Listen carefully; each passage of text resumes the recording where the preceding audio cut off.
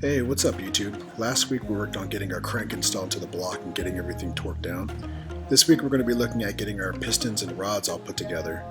We're also going to be looking at piston ring gap, setting piston ring gap, and why that's so important, especially on a nitrous build. And then we're going to get everything all installed, all the pistons and rods. So sit back and enjoy. Okay, so this is our piston and rod setup with the wrist pin and one of the clips. The other clip is already installed. I took this apart so I can show you how it goes together. I didn't think I needed to pull the second pin out just to show you that when I can show you this one. So the first thing you do is you put the clip in this side, which looks like this. I'll show you how to put the other one in a second. And then you slip the rod here, and then you put the wrist pin in, and then you put the other clip on the opposite side to hold the rod in. This is full floating, it's not pressed in like the stock one. So what we do is we need to talk about orientation of the piston and the rod. If you put the piston on the rod and you put it in the wrong way in the block, you see how these valve reliefs, one of them's bigger than the other. If you rotate this the opposite way, you're going to have issues with valve clearance, not making it into these grooves where it's supposed to go. So you have to make sure you put the piston the right way. And rule of thumb is wherever the tangs are on your bearings, I don't know if you can see it, I can try to get closer. So the tangs are right there. Wherever these tangs are, go to the outside of the block. Where the oil pan bolts up around the edge, you want these tangs closest to that. Okay? You don't want it the other way around. So what we're going to do is, I got my lube here.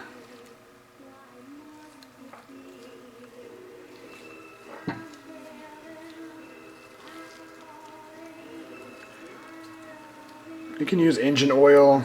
I've seen people use WD-40, but I have the royal purple stuff here, so I'm just going to use that now. Alright, so this one goes here, and the tangs go on the outside. So I already have the clip in on this side. So I'm going to set this in and put a little bit of lube in the piston itself. Like that. Tangs to the outside. Pin goes in. You shouldn't have to force this. This pin should just slide in once it's nice and straight. If you have to force it, pull it out, something's not right. So you can see I'm just sliding it in real smooth. And then I just rotate the rod as I'm going in, just like that, okay? Turn it sideways, and then we'll install the second clip.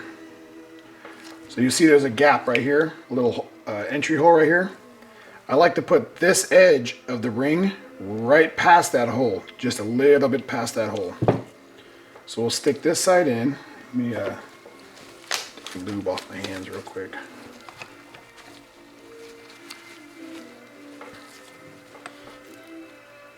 It's going to be hard to see because my fat fingers have to be in the way. Okay, so this edge of the clip, let me see if I can zoom in a little bit for you guys.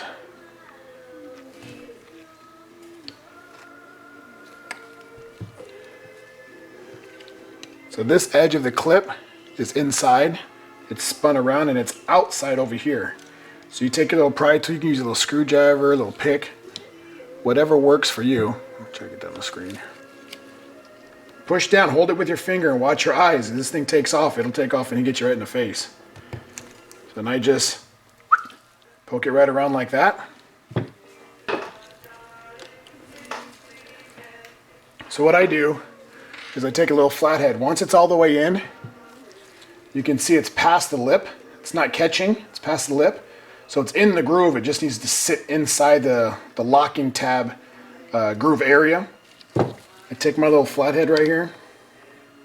I put it right on top of the ring itself, the lock pin. Don't put it on the piston, make sure it's not on the piston. On the lock pin, I just give it a little love. Oop, it wants to spin on me. Bad angle for the camera. Just like that. So one tap, and it's locked in on both sides. Hold on, right there. It's locked in on both sides. Make sure it's all the way around and in its hole where it's supposed to be. Okay? You do that for both sides. Make sure both are in. You don't want to put this back in the motor and not have one of these in and let this wrist pin walk out on you. That's going to make your day really, really bad. Okay? Zoom in a little bit more. Okay, so we got it all in, ready to go. So now we're going to do rings. A couple of different things to talk about with the rings. Let me push this to the side. We have our top ring, our second ring, both of our super thin oil rings, and the scraper. And then we got this guy right here, okay? Yeah, zoom in a little bit more. Okay. So this is what you normally see on pistons when you take them apart. Stock pistons, top ring, second ring, and then your scrapers. What this is, I put a Hemi motor together, and I was building it for 1,000 horsepower. It never made it. I ended up selling it because I had kids. Blah blah blah.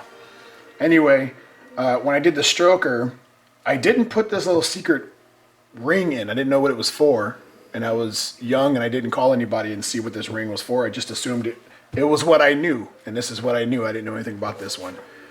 Anyway, I ran that motor, and it ran like a diesel. It smoked so bad, so crazy. So you'll notice in the piston, where the ring land is, there's a gap where the wrist pin goes. Because the pin is pushed up so high, it intrudes into that ring land area. This ring, what you'll notice, is pressed in, so you have to pull it apart to get the gap. The other ones have the gap already.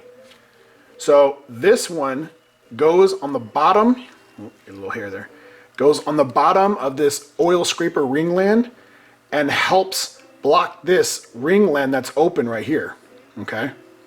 You have to put that in. If you don't put that in, the thing's gonna smoke like a diesel. It's gonna be crazy. So on this, there's a little divot. Let me see if I can get you in the light. Okay, you can see that divot right there? That divot goes down on one side and in on the other.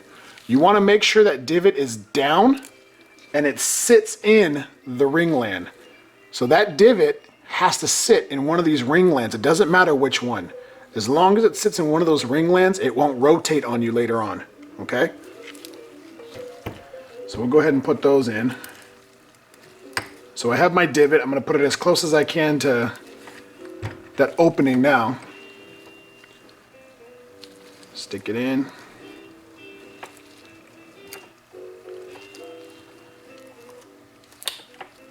Walk it around. Do your best not to scrape the side of your piston. I haven't done it on this one yet, but I did it on my first motor I built. And then you want to just make sure you push that down and slide it over to make sure that stop is where it needs to be.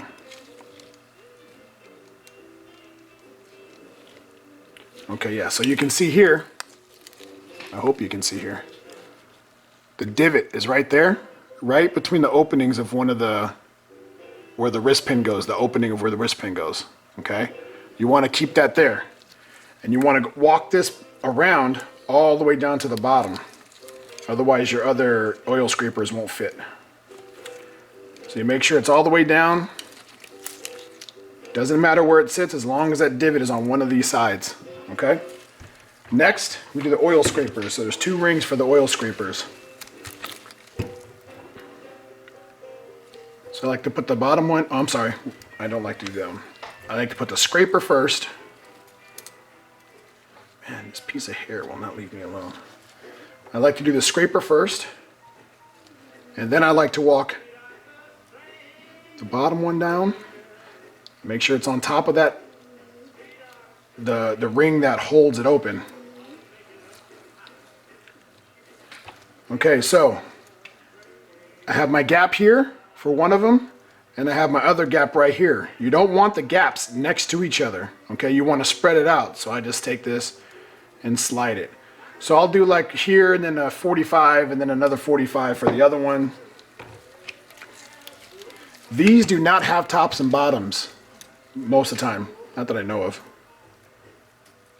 This one goes on the top of the oil scraper. Okay? You want to make sure they rotate when they're in there. They slide back and forth, nice and open, close, okay? Then you have your second ring and your top ring, okay? They both are tapered. They have sliced edges, I guess. I don't know what you call it. But they're both tapered. Okay. Oh, actually, that was some good lighting right there. I don't know if you can see. This inside edge right here has a taper. So what you have to do is, when you put these on, you have to put them on with the taper. If there's a dot, it'll show you. So like on this one, the top one, there's a dot here, and there's a taper. The taper goes up, okay? So up on the piston. The bottom one has a dot also, and if the dot goes up, just like they're always supposed to, this taper on the second ring goes down, which is what you want. You want the top taper to face up, the bottom the bottom taper to face down, okay? Before you stick these on, they have to be gapped. So I don't know what the stock gap is. I'm running nitrous on this one, so the gap has to be more on a either supercharged, turbo, or a nitrous engine because of the heat. The heat causes these rings, so if you put it in like this, and this is your gap, the heat from the turbo, nitrous, supercharger, whatever, it expands. It makes this metal expand. And when it does that, it pushes the rings together and they butt up. And they can only go so far. Something's got to give. This ring is going to push up or down, but most of the time up, on this ring land, and it's going to break the top of your piston off. Okay? On that other motor I was telling you about, I did that. I had a stock motor and I was running a 200 shot on it. It was the 5.7 Hemi, and I never gapped them when I was running the nitrous. And it got hot and it blew the top of one of my pistons off. So that's when I knew it was time to stroke it. So what we're going to do is we're going to gap these. I'm going to bring this back to the motor and I'll show you how to do that. Okay, so the next step is measuring the ring gap in the bore. So we can set our ring gap to where it's not going to expand too much once it gets heated up and break our piston, okay? So what we're going to do is we're going to set the ring in the bore. We'll do our top ring. Okay, top ring. I don't know if you can see. Let me see if I get... I can't tell if it focused or not, but anyway, there's a divot there, a dot, and that marks up. Okay? Those dots always go up. If it has a dot, it goes up. Alright, so what I do is I put the piston ring in the bore. Oops. Slide it down. And I bring it up to the top, just like that. And then I take my piston, my other piston, and I slide it down in the bore to make sure that it's nice and straight. And the piston will push down to the rings and make sure that the ring that's inside that we're about to measure is nice and straight. Okay, so my little cheat sheet here. Get my little pointer. Alright, so my cheat sheet here, I'm running a nitrous motor between 150 horsepower and 350 horsepower nitrous. And I wanted room to expand on that. So if you look at the numbers, this is for gas, alcohol, or E85. If you look at the numbers, you do the bore, which is 4.030 times 0.0065, or times 0.008 if you want to go up to nitrous with 350 plus horsepower. So I'm probably not going to go that high, but just in case I want that room. So I went from the bore, which is 4.030 times 0.007. So basically right about in the middle there. And it comes out to 28 thousandths of an inch. So now I can take my measure tool, 28 thousandths. And what you want to do is just slip in there and have just a little bit of tension. See right there, I got a little tension, slides in, slides out, but just a little bit of tension. Okay, that's perfect. I've done these to all the cylinders already, all the rings, but that's just to show how you do it. Once it's all measured out, then you can bring it on out. Now, if for some reason this gap was way too small and you had to grind it out or grind it down, I'll show you how to do that. Okay, so this is my my ring grinder tool. I just ran some bolts into my little table. And it's a little cheapy one from Summit. I don't remember how much it cost, 30 bucks or something like that, 40 bucks, 20 bucks, something like that. So anyway, you take the ring and you lay it down on the tool.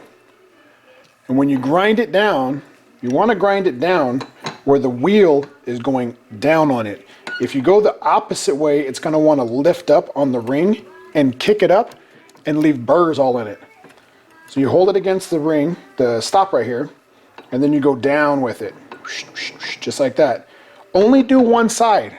Don't grind both sides. That's what I did on my first motor. And then when you would go to check the squareness of it, one side was completely off and the other side was completely off. There was no way to see what was square anymore because you ground both sides down. So now when you look at it, it's perfectly flush. Only do one side at a time. Don't do the other side at all. Pick a side and stick with it. Okay?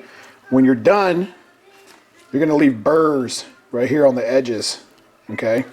You're going to want to grind those out. They have little whetstones that you can do it with. I had a little block with some really fine, thin sandpaper. And I just slowly went across the edges just to kick it down, just enough to make it smooth. You don't want to put any angles into it. You just want to grind it down to all the edges are smooth. If you don't, and you go to stick it back in your piston, when you go to stick it in the ringland, that groove, that burr that's there is going to cause it to stick in that groove. And then when you go to install it and move it around, the ring won't rotate. It won't expand and it won't contract. It'll be stuck wherever that burr has got it stuck at. So you want to make sure you take those out. Take those burrs out. And like I said, you don't have to go nuts with it. You don't have to grind it all the way down. You're just rubbing the edge off where it catches your finger or your nail. And it should be good. Alright, so we're back at putting the rest of our rings on. You have your top ring and your second ring. We did the bottom ring that keeps the oil from passing through. Then you have your oil scrapers, your top, your center, and then the separator. We're going to do the second ring. Here's the divot. We got the divot on there. I don't know if you guys can see it in the camera, but there's a little dot there that has to go up, even on the second ring. Some of them on the second ring don't have divots. This one does. So we're going to start it off in the ringland, like that. And we're just going to walk it around, just like that. Super, super easy. This is what I was telling you. If you put this in here, and when you ground it down, you didn't get those burrs off, you won't be able to spin it, and it'll stick inside. It won't come out. It won't rotate like it's supposed to, and it won't come out. It'll just stick there, and it won't seal, and you'll have leaks. Okay? So what I do with these is 180 degrees off. I put the first gap there, and then I just rotate it in my hand. Same thing. There's the divot. I don't know if you can see it, but there's a divot right here. That divot's got to face up. We're going to do it the same way. Stick the edge right in there. Stick the edge right in there. It'll slide in, and then just walk it right around. Just like that. Okay? This gap right here is 180 degrees off of this gap. I know people have their own ways of doing stuff. That's just my way. I don't know if it's the right way. It's the way I was taught, and that's the way I'm rolling with it. Looks good. Alright, so we're going to install the piston.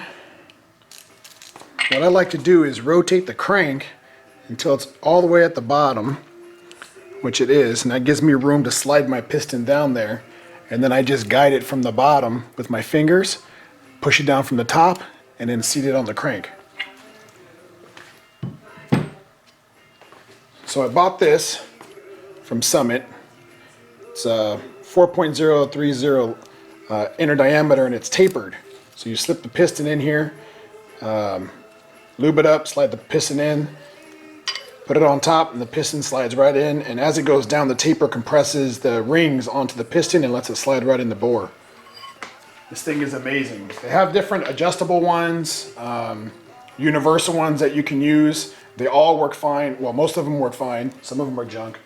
But this is the best one I've seen so far. Wasn't even that much, I think 20 bucks or something at Summit. But they have off-brand ones on Amazon, you can get those too. All right, so what we're gonna do is some WD-40. We're just gonna spray it in our guide, our compressor. It's nice and slide.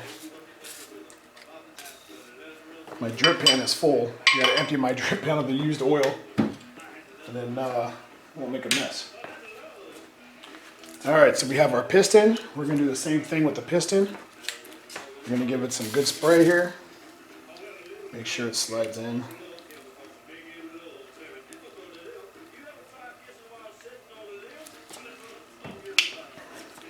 We're gonna pull the cap off. And this cap style is like a press fit, so it has guides on it, okay? We're going to talk about those guides in a second. You can mess those up really easy, mess up your whole rod. So we'll talk about those in a second. Well, then we're going to take our royal purple Max Tough, put it on the bearing. All right, while I'm here, on the rod, you can see there's a flat side and a tapered side, or chamfered side, okay? You can see it here, it's got a nice angle to it. This angle goes to the outside of the other piston. The other piston sits here. This sits against the crank, okay? Where the crank weight is at, not the bob weight, but where the crank weight is at. This is where this chamfered side sits, okay?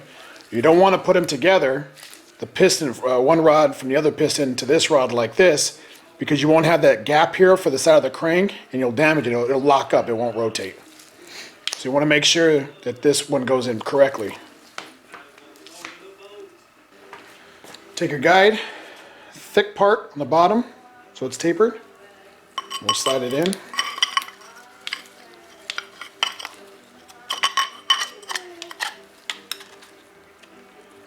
Just like that, slides in.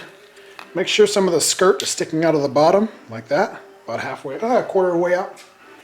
This is the number 2, so the chamfer has to go back, because it's going to be sitting against the crank. It's going to be closer to that side, now the crank is going to, or the other rod is going to go on this side. So we'll take it, just slips right in. Make sure some of the skirt is sticking out of the bottom of that compressor, so it helps line it up inside the bore. I just tap the outside of the ring compressor just to make sure it's seated. Make sure I'm lined up, nice and straight.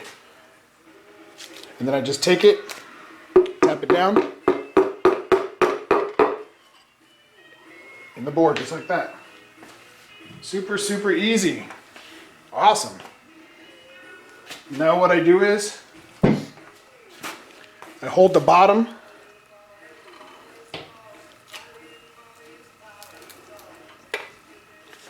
See, can you see it?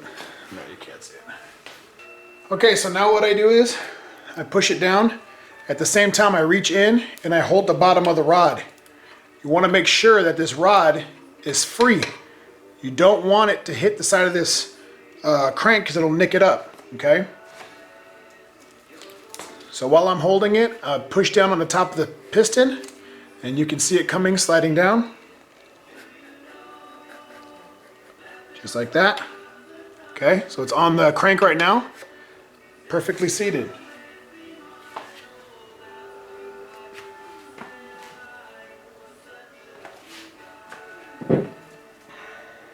So we got the cap for it, the rod cap. I'm gonna put a little bit more lube on there, just to make sure it's good when I go to spin it.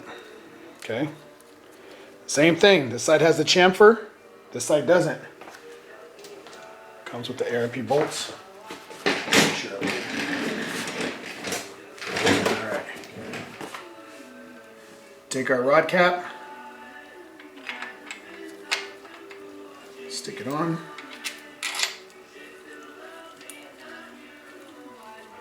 Now you want to put the ARP lube, if you're going to use the ARP bolts that come with it, you put the lube on the bolts. This one already had it on there. Rotate my crank a little bit here.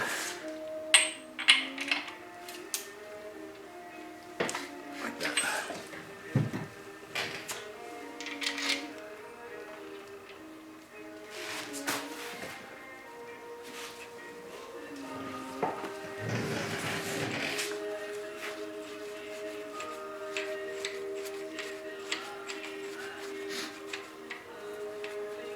And you want to run these in hand tight, okay? And you want to make sure that those alignment guides, I guess they're called, they go in from the bottom of it, go in to the top of the rod, okay? Before you tighten it down. That's why they want you to do it with your hand. So I can see that it's going inside. If you don't and use a ratchet or a gun or anything like torque wrench just straight off the bat, and you go to do that, the dowel will hit the top of the rod, or the bottom of this rod, and it'll kink it sideways, and you'll try to tighten it down. It'll either break the rod or mess up that dowel, and you have to get new rods. So you can see on this one, the dowel's all the way inside, so we're good. Now I can just go through, tighten it all down, and move on to the next piston. Just keep going that way, all the way down. Alright, so we're going to go ahead and torque this rod. And these ARP bolts are 30 foot-pounds plus 50 degrees. I'm going to run them both down.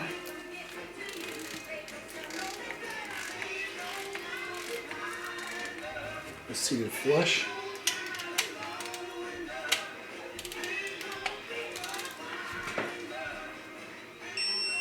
$30.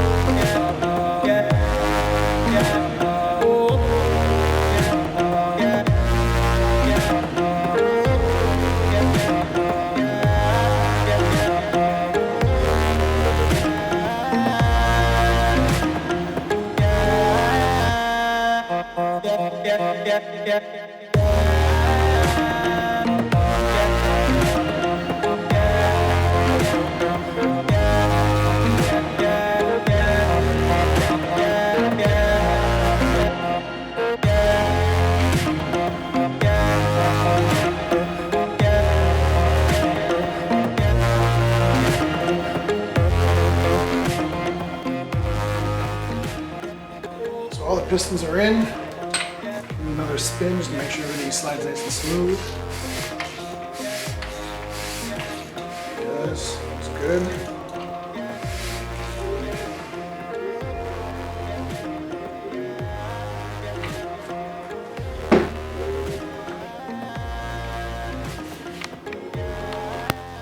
Alright guys, that's it for episode 2. Go ahead and join me next week when we put the camshaft in, the double roller timing set, and we're going to try to get those heads on there also. If you enjoyed the video, go ahead and hit the like button for me, and don't forget to subscribe so you don't miss any of the upcoming videos. Have a good one.